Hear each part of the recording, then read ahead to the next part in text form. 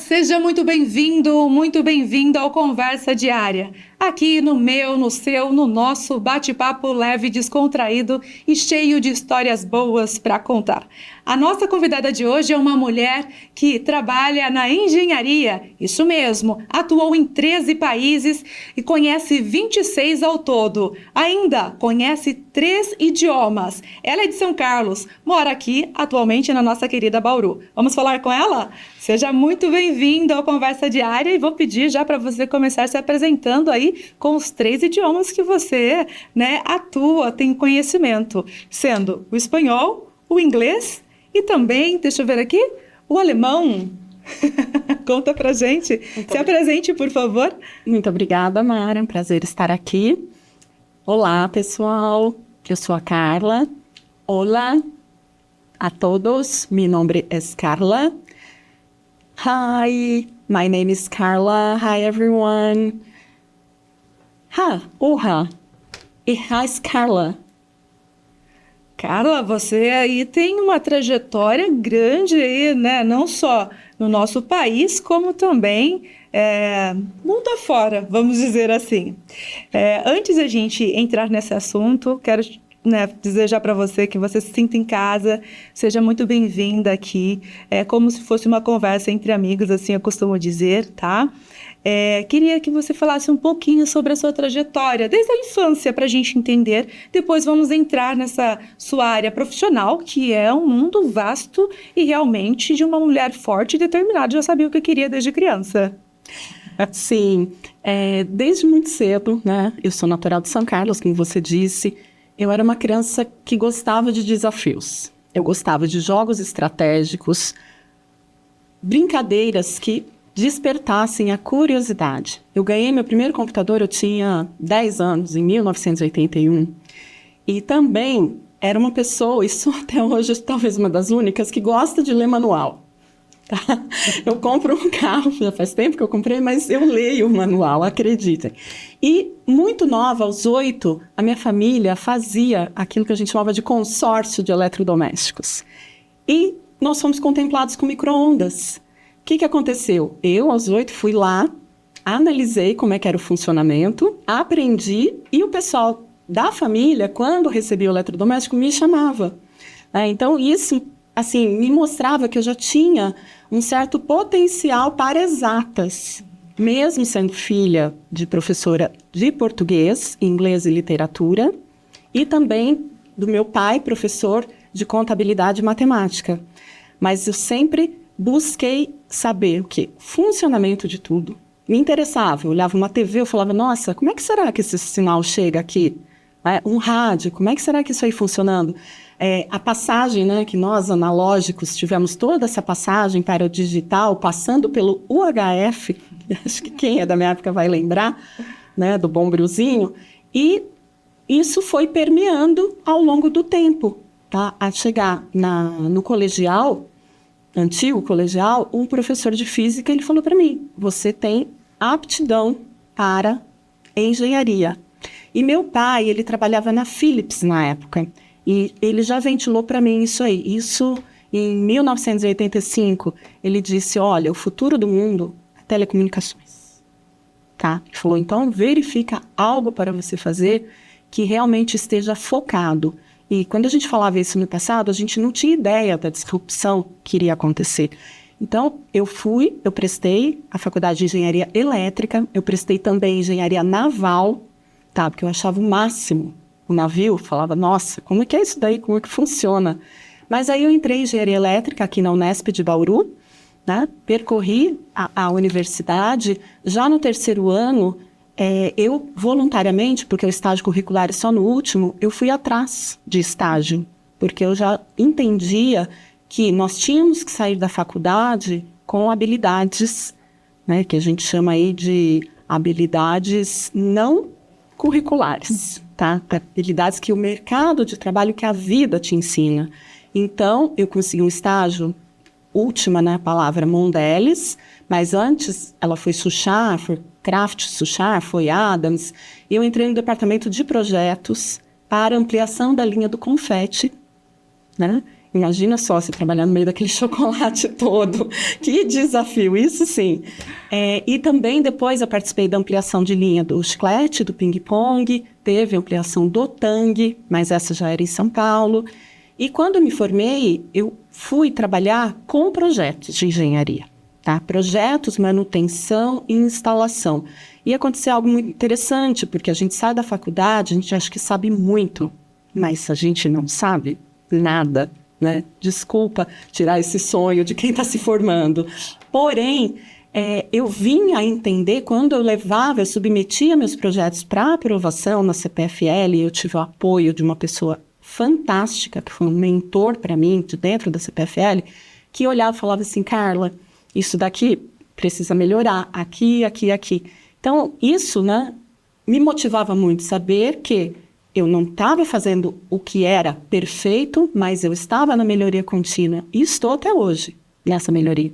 E por 4 anos eu fiquei nessa empresa, eu fazia toda a parte comercial, a gente tinha clientes muito bons, na época antiga Duratex, Coca-Cola, a Brinks, a Tilibra.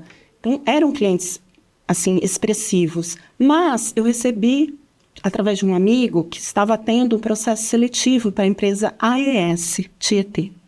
A AES Tietê, ela tinha adquirido a concessão das usinas hidrelétricas, que eram da CESP, da G2, que a CESP passou por uma cisão.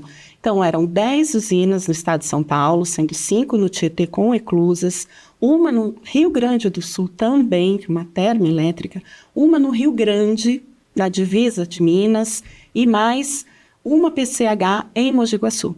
Entrei como trainee, entrei no Centro de Operação da Geração. Em 2001, passei por toda aquela situação do apagão.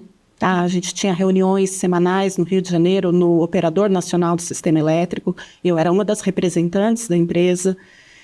E depois disso, imagina uma pessoa que está no lugar certo, na hora certa e com a competência certa. Tá? Então, me convidaram para estruturar o Departamento de Segurança do Trabalho. Uma carreira que eu já tinha feito uma especialização também na Unesp.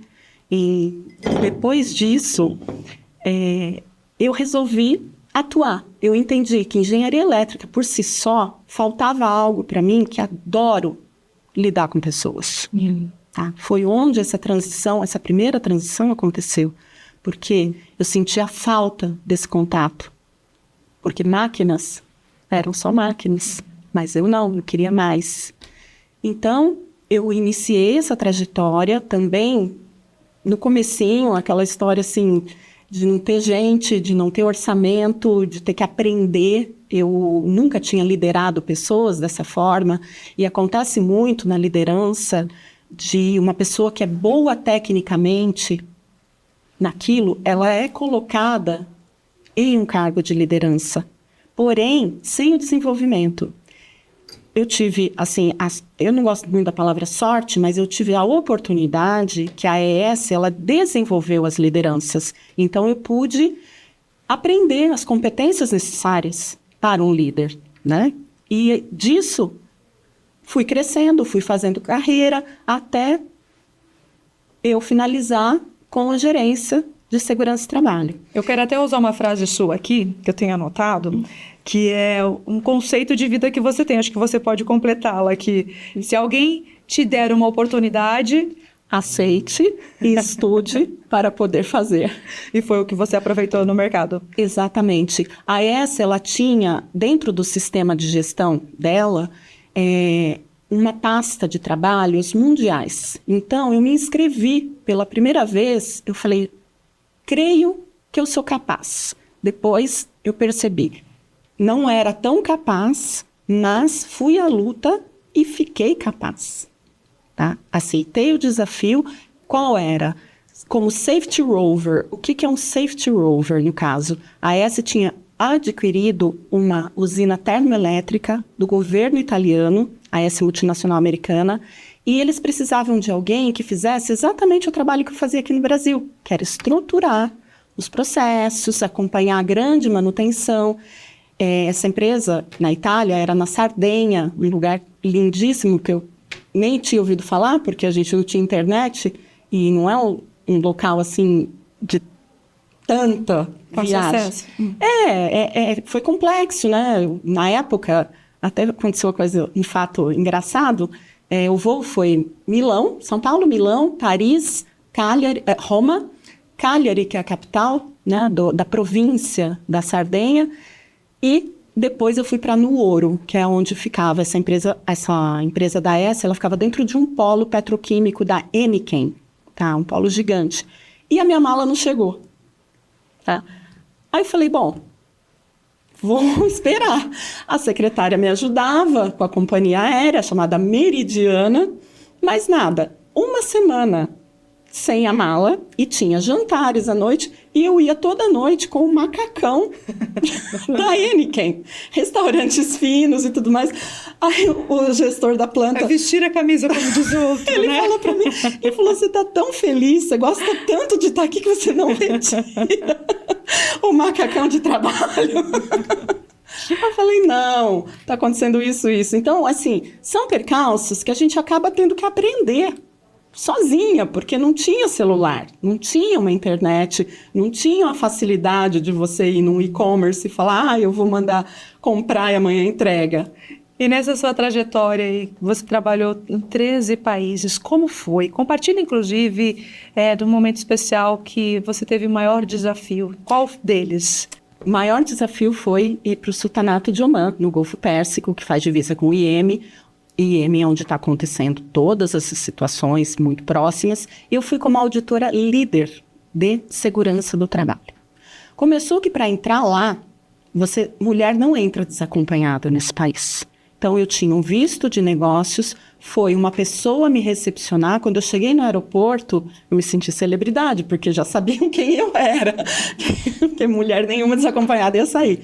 Aí fui para um hotel internacional, onde já percebi que era foto de sultão para tudo quanto é lado, era gente somente com, né, o hijab ou com burca. Burca, a gente usa esse termo muito no Afeganistão, lá não se usa tanto, a gente usa essa vestimenta que o pessoal diz, chamada abaya. Porém, o meu trabalho era numa termoelétrica, é um ambiente de área classificada de altíssimo risco, tá?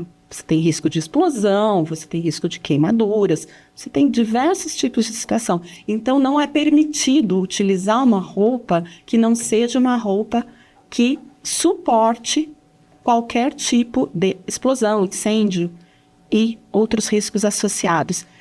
Cheguei na planta, na empresa, estavam lá os homens com aquele camisolão branco, porque é cultural deles. Tá? Então, já comecei, no primeiro dia, tendo que puxar a orelha e falar, olha, desculpa, mas você precisa utilizar a vestimenta apropriada para esse tipo de trabalho. Aí você via pessoas fumando, aí as pessoas olhavam para você e falavam... Por ser mulher, como que foi essa aceitação, esse desafio? Bom, mulheres nesses países, eu cheguei à conclusão que são subprodutos. Infelizmente, o preconceito é muito grande, porque você escuta quem é você para me dar ordem, tá? Seu lugar é na pia, seu lugar é no fogão, seu lugar é servindo o seu marido, né? Então, existe esse machismo estrutural incorporado e lá muito mais, né? Porque os homens, eles não são obrigados a usar roupa nenhuma e as mulheres se cobrem totalmente. Como que você conseguiu enfrentar esse desafio e resolver? Com naturalidade, em primeiro lugar, tá? E a elegância nas palavras, no trato com o outro ser humano, você entender o porquê que aquela pessoa é daquela forma e entrar no universo dela. Não adianta bater de frente, tá? Não adianta, você precisa trazer essa pessoa para o seu lado e usar argumentos que ela entenda, não é argumento que você entende. Eu gosto muito de um livro chamado É Óbvio. Tá? E fala, o óbvio também precisa ser dito. Então, não é porque era óbvio para mim que era óbvio para outra pessoa. Então, você precisa trazer e falar, olha, eu estou aqui. Tá? E também quero trazer não somente essa particularidade, mas você chegou a trabalhar numa empresa com 250 funcionários, sendo a única mulher. A única Você pessoa. sempre está ali realmente querendo os novos desafios. Compartilha em qual empresa e também como foi esse outro período. Olha, essa questão de estar no universo masculino existe desde quando eu entrei na universidade de engenharia elétrica. De 60 pessoas, eram 5 mulheres. Né? Então, eu já venho com essa situação. Inclusive, o trote era diferente, a forma de lidar era diferente, os professores tratavam diferentes. Eles olhavam que você é um pouco frágil, um pouco que tem que mimar, um pouco que te olha com desdém, te olha, tipo, você está ocupando a vaga de um homem. O que você está fazendo aqui? Vá para a pia, vá para o tanque, vá fazer comida. Então, sempre essa situação de ter que transpor essa ideia arraigada. Mas eu gosto muito, como eu te falei, de puxar a pessoa para o meu lado ao invés de bater de frente. Você gosta de desafios. Eu quero que você já aproveite e complementa aí uma bolsa que você ganhou, foi na Suíça? Isso? Suécia. Suécia. Sim, eu sou muito curiosa. Né? Eu gosto de pesquisas, eu gosto de saber o que está acontecendo. E eu fui num congresso em São Paulo, um congresso de saúde, segurança e meio ambiente, e nesse congresso foi apresentada uma palestra por um sueco que oferecia um programa patrocinado pelo governo da Suécia. Era um programa de 2 anos, onde um período era na Suécia, um período foi na Nicarágua e um período foi na Colômbia. E 25 pessoas da América Latina foram contempladas com essa bolsa. E foi muito interessante, porque até um dos módulos a gente foi conhecer o hospital, né, onde é escolhido o Prêmio Nobel de Medicina. Tá? Então, assim, a ideia de você estar em contato com essas cabeças pensantes, isso, para mim, tá, é algo muito motivador. Muito. Porque essas pessoas, de alguma forma, elas lutaram muito para estar ali. Olha, você tem uma trajetória muito grande, né? A gente vai compartilhar um pouquinho mais. Inclusive, eu gostaria de saber como que você concilia o estudo, o trabalho e a parte artística, que nós vamos entrar nela já já. Tá? Nós vamos para um rápido intervalo, mas a gente volta já. Segura aí. Ok. E você? Continue com a gente, não saia daí. Voltamos já.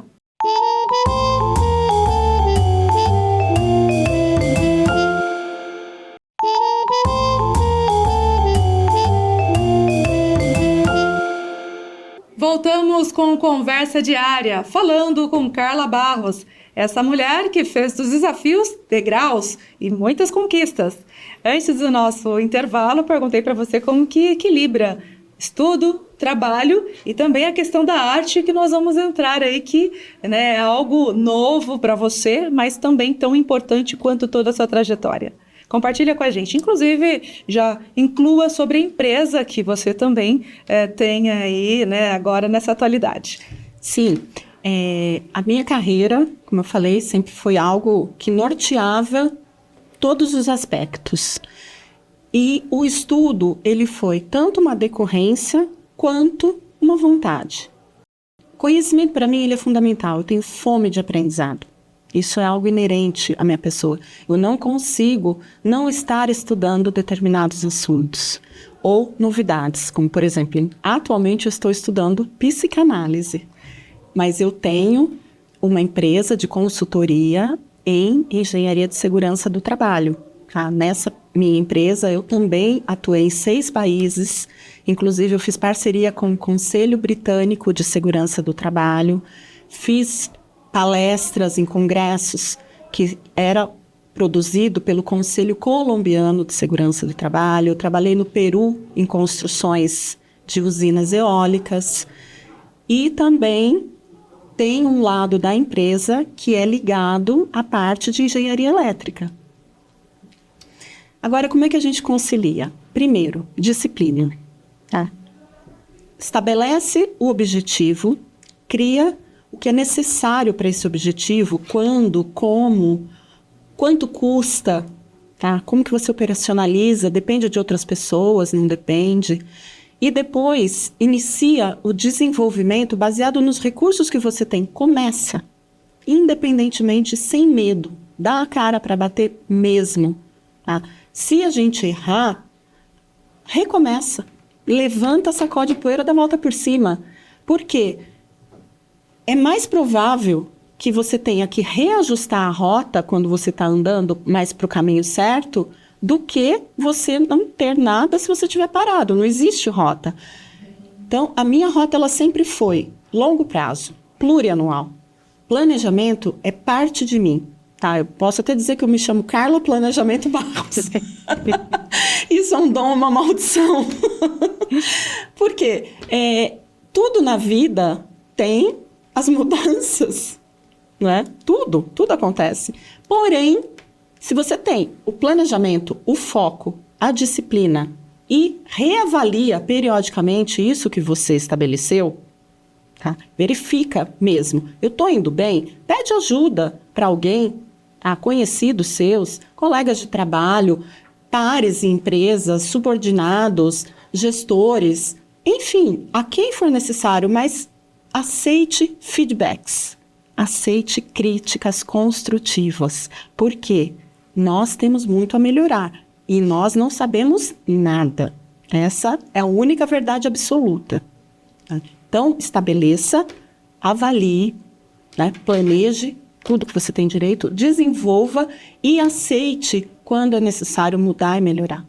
Isso é fundamental, ter humildade para saber que nem sempre as respostas surgem da gente. Aliás, a grande maioria não surge. E dentro aí dessa carreira, né, eu fui para o Rio de Janeiro, eu mudei em 2020, eu aceitei o desafio para ser responsável pela área de saúde, segurança e meio ambiente. Na época, eu não estava com a empresa que eu tenho hoje, e fui para o Rio. Eu cheguei lá no início de março. Quando foi na metade de março, quase dia 20, foi decretada a pandemia. E eu estava trabalhando para uma empresa chinesa, numa cidade onde estava acontecendo um dos maiores problemas, vamos dizer assim, em termos de Covid-19. Ninguém sabia do que estava acontecendo, então foi um aprendizado coletivo. Tentativas e erros inúmeros. Né? E vamos lá, como a gente falei no início, aceita o desafio, depois aprenda a fazer, mas aprenda de verdade.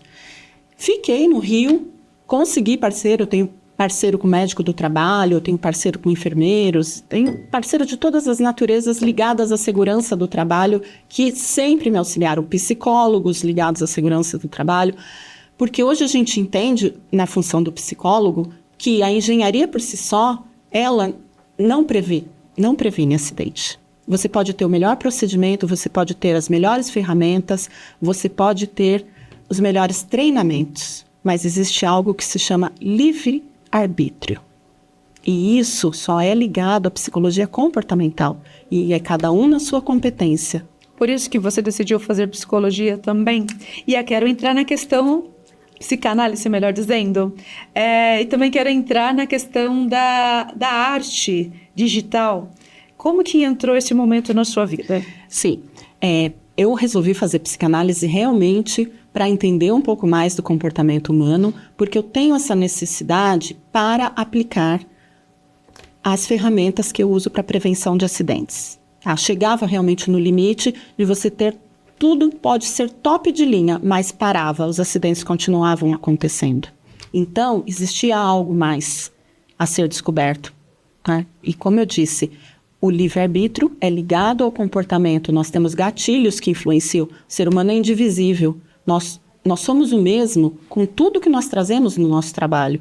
Não adianta você falar, eu vou deixar da porta para fora. Não, tá? É impossível. Você vem e vem tudo. Só que dependendo da empresa, o mundo corporativo, ninguém quer saber, tá, do que está acontecendo. Então, da onde vem isso? De uma automotivação ou da empatia da gestão que estiver próxima a você. Entender. Essa é a psicanálise. A arte digital. Hoje, diria que é a menina dos olhos. O sorriso até cresce, né? Sim. Imagina só que eu fui reprovada em todos os desenhos técnicos da engenharia.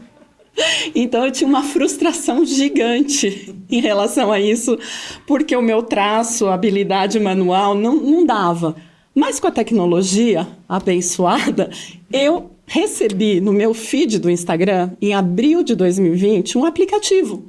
E aí cai naquele ponto que eu falei anteriormente, da curiosidade, né? Então, fui aprender como que funcionava, gostei. Eles tinham competições semanais de artista do mundo todo. E em um ano, eu fui me aperfeiçoando, eu brinco, né? Que eu comecei fazendo até digitalmente aquele bonequinho palito. E consegui, em um ano, em cima de estudo, de aprendizado, de networking, e ouvir as pessoas e ver o que essas pessoas estavam fazendo de certo, procurar aplicar, e errando bastante, corrigindo e desenvolvendo. Eu consegui em um ano ganhar a minha primeira competição mundial. Uau, superação, né? Você realmente reforça aqui. É uma mulher que gosta de desafios, aproveita as oportunidades. Sim. E também está à frente ali com os resultados. Sim, porque a arte, ela me trouxe muitas alegrias. E me traz ainda, né? Hoje eu estou, como artista digital, em 6 grupos internacionais. É um na Espanha, 2 nos Estados Unidos, 1 no Reino Unido, 2 na Noruega. E tudo isso é expressado no Instagram. Tudo isso acontece ali. São pessoas que eu convivo, que eu desenvolvi uma amizade quase que de infância, inacreditavelmente, mas a gente está ligado por um cordão invisível, tá? E essas pessoas se ajudam mutuamente. Diante de toda essa sua trajetória, né, pessoal, profissional, artística, posso trazer junto também a questão da espiritualidade? Inclusive, você tem uma frase bem marcante. Sim, eu gosto muito, né, da oração da serenidade, que fala: Senhor, concedei-me serenidade para aceitar as coisas que eu não posso mudar, coragem para mudar aquelas que eu posso e sabedoria para distinguir umas das outras. É bem reflexiva essa frase e importante, né? Traz muitas informações aí. Eu acho que é para todos nós, né, pensarmos sobre nós mesmos e como vamos nos comportar. Isso.